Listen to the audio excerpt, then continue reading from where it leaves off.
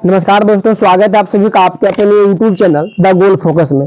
दोस्तों, हम लोग पिछले दो वीडियो में इकोनॉमिक्स के कुछ महत्वपूर्ण क्वेश्चन को देखे थे और आज का ये जो अभी जो आप लोग ये क्लास को देख रहे हैं, ये जो है ना इकोनॉमिक्स का सबसे लास्ट क्लास होगा और ये महत्वपूर्ण जो क्वेश्चन है मेरा, इसका सीरीज जो है ना आज खत्म होगा। तो आप लोग इस वीडियो को जो है ना स्किप बिना किए हुए और लगातार बने रहिएगा ताकि इस क्वेश्चन का जो है ना आसानी से आप लोग आंसर लिख सकते हैं। आप लोग के बोर्ड एग्जाम में क्वेश्चन बहुत इंपॉर्टेंट होने वाला है, तो इसके लिए हम जो है ना आप लोगों के लिए इस प्रकार का जो है ना वीडियो लेकर के आ रहे होते हैं, जिसमें से आज का क्लास का सबसे पहला प्रश्न है मेरा, मकान के निर्माण में भूकंप के प्रभावों को कम करने वाले 4 उपायों को लिखें। बोल रहा मकान का निर्माण करना है लेकिन भूकंप का प्रभाव जो है ना वो बहुत कम करना है, ठीक है ना।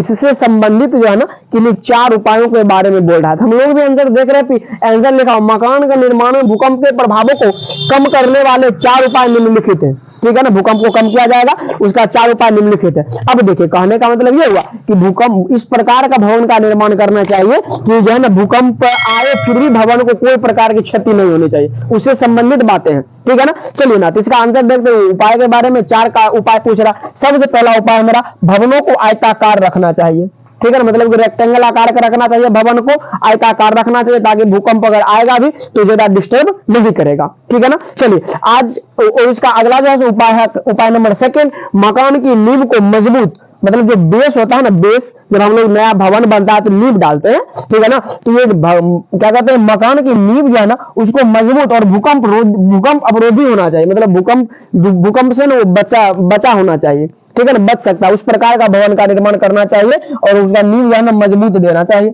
अगला तीसरा, दरवाजे और खिड़कियों की स्थिति भूकंप अवरोधी होनी चाहिए। उसके बाद चौथा है, गलियों और सड़कों को चौड़ी होनी चाहिए और उसके बाद 2 भवनों के बीच में जो है ना वो दूरी पर्याप्त होनी चाहिए, मतलब डिस्टेंस होना चाहिए 2 घर के बीच में, ठीक है ना। चलिए अगला सवाल है आज का मेरा, नागरिक सुरक्षा के क्या उद्देश्य हो सकते हैं। क्वेश्चन मेरा, नागरिक सुरक्षा के क्या उद्देश्य हो सकते हैं। तो इसका आंसर है, नागरिक सुरक्षा के उद्देश्य आपदा, दुर्घटना व आकस्मिक संकटों से निपटने के लिए समुचित सुरक्षा प्रदान करना होता है।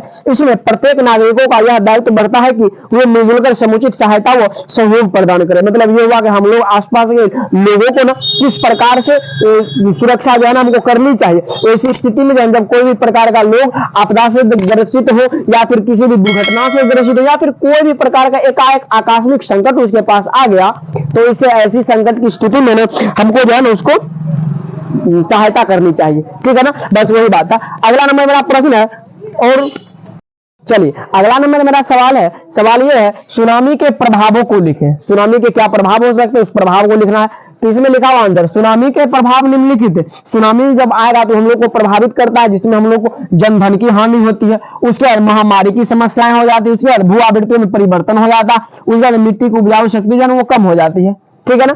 अगला नंबर मेरा सवाल है, भूस्खलन क्या है। मतलब ये कि कभी कभी आप लोग देखते होंगे बहुत ऐसा होता है कि मिट्टी कहीं कहीं का जो है ना अचानक दब जाता है, धंस जाता है, ठीक है ना। ऐसी प्रक्रिया जो है ना मिट्टी का अचानक धंसने दबने की प्रक्रिया जो है ना भूस्खलन कहलाती है, शॉर्ट भाषा में, मतलब कि आसान भाषा में, ठीक है, छोटी भाषा में। इसका जो है ना आंसर क्या होगा, सटीक आंसर क्या होगा उसके बारे में देखते हैं। आंसर होगा, भूस्खलन एक भूवैज्ञानिक घटना होती है। कैसी घटना होती है, भूवैज्ञानिक घटना होती है, जिसमें पृथ्वी के गुरुत्वाकर्षण प्रभाव से चट्टान, मिट्टी या मलबे के एक बड़े हिस्से का अचानक व तेजी से ढलान पर तेजी से नीचे की ओर खिसकना शामिल होता है। अभी जस्ट मैंने बताया कि भूमि का जो है वो अचानक अंदर की ओर धंस जाना जो है ना वो भूस्खलन कहला रहा होता है। बस वही बात है, वही बात लिखी हुई है यहाँ पर, लिखी हुई पृथ्वी के गुरुत्वाकर्षण प्रभाव से चट्टान जो है ना, चट्टान या फिर मिट्टी या फिर मलबे का एक बड़ा हिस्सा जो है बड़ा हिस्सा वो अचानक वो बहुत तेजी से ढलान की स्थिति में नीचे गिर जाती है, ठीक है ना। हाँ, इसके अंतर्गत पत्थरों का खिसकना, मिट्टी हिमनदों का बहना, पहाड़ियों का टूटना इत्यादि शामिल है। चलिए दोस्तों, आज की क्लास का अगला नंबर प्रश्न है मेरा। प्रश्न ये है कि सुखाड़ के हमारे दैनिक जीवन पर क्या प्रभाव पड़ता है। सुखाड़ की स्थिति जब आएगी तो इस स्थिति में हमारे दैनिक जीवन पर क्या प्रभाव पड़ेगा, इसके बारे में लिखना है। तो सुखाड़ से हमारे दैनिक जीवन पर निम्नलिखित प्रभाव पड़ता है। यहाँ पर डायरेक्ट ऐसा लिखा हुआ कि निम्नलिखित प्रभाव पड़ता है, ये आप लोग ऐसे नहीं लिख देंगे एग्जाम में, ठीक है ना। आप लोग ऐसे लिखेंगे, सुखाड़ के हमारे दैनिक जीवन पर निम्नलिखित प्रभाव पड़ता है। जिसमें से सुखाड़ की स्थिति आ जाएगी तो आर्थिक स्थिति जर्जर हो जाएगी, उसके साथ साथ भूखमरी की स्थिति आ जाएगी, साथ साथ महामारी का प्रकोप आ जाएगा, जीवन जो है ना वो संकल्पन हो जाएगा, मतलब कि जीवन जो है संकट में हो जाएगा। ठीक है ना। अगला नंबर बड़ा प्रश्न है, ये प्रश्न यह है कि सामान्य संचार व्यवस्था को बाधित होने के प्रमुख कारणों को लिखे। ये संचार व्यवस्था जो है इसको बाधित होने का प्रमुख कारण क्या है, ये कब बाधित हो जाएगा। ठीक है ना। चलिए ना, इसका आंसर है सामान्य संचार व्यवस्था को बाधित होने के कई कारण है, जिसमें से सबसे पहला मेरा केबल का टूट जाना, मतलब तार का टूट जाना। अगर बिजली आपूर्ति का ठप पड़ जाना, जब तार टूट जाएगा तो बिजली आपूर्ति नहीं होगी, बिजली आपूर्ति का ठप पड़ जाना। उसके साथ संचार भवनों का ध्वस्त हो जाना, मतलब कि जहां से संचार व्यवस्थाएं चलाई गई जिस भवन से वो ध्वस्त हो जाएगा, फिर जो है ना संचार व्यवस्थाएं ठप पड़ जाएगी। उसके आगे ट्रांसमिशन टावर का क्षतिग्रस्त हो जाना। साथियों, हम उम्मीद करते हैं कि ये वीडियो आपको पसंद आया होगा। अगर आपको ये वीडियो पसंद आया होगा तो इस वीडियो को अत्यधिक से अत्यधिक शेयर करेंगे, और हमारे चैनल पर आज अभी तक आप नए हैं तो हमारे चैनल को सब्सक्राइब करेंगे, वीडियो को अत्यधिक शेयर करेंगे। धन्यवाद।